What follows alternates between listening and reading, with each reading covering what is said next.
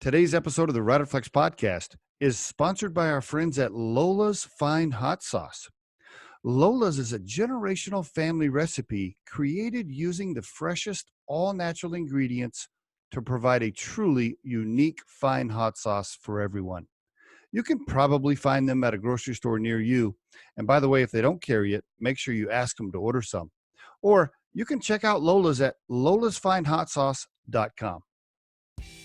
Hey folks, Steve Urban here, and your tip of the day for this episode on the Riderflex podcast is follow the process when applying for jobs.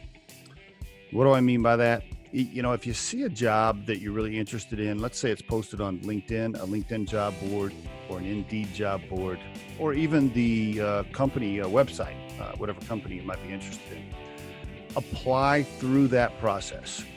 I know that many of you think, well, if I just apply through the process, my resume is going to get lost in this sea of resumes. And so what some of you do is you think, I'm going to find the recruiter, or I'm going to find the hiring manager. I'm going to send them an email, and I'm just going to attach my resume, and maybe that'll give me a better chance. Let me tell you why that's maybe not a good idea, okay? First of all, we all use an applicant tracking system. Most recruiting firms use some type of system that pulls your resume in, it slots it into the job that we're working on, and then it lets us organize and manage the candidates. So it's really important to just apply through the process so your resume will flow into that applicant tracking system. If all you do is send a little email, or maybe you send your resume through a LinkedIn message and you don't apply through the process, what you're really doing is creating extra minutes of work for the person you're communicating with. That's right. And extra minutes of work could cause negative energy around your profile. And you don't want that. You don't want any negative energy around your profile, right? So just remember that if you don't apply through the process and you're trying to, sidestep the process and hit somebody with an email or a LinkedIn message with your resume, you're just creating extra work, quite frankly. Now, am I saying that you shouldn't send emails or LinkedIn messages maybe when you're communicating with people? I'm not saying that.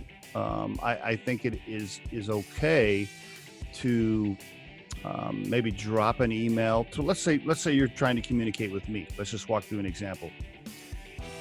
If you send me an email that says, hey, Steve, I saw this job posting on the Riderflex job board. I was really interested. I applied already through the process, so you should have my resume in the system. Just wanted to reach out with this extra note, let you know that I applied, and highlight a couple of things about my background. Hope to hear from you.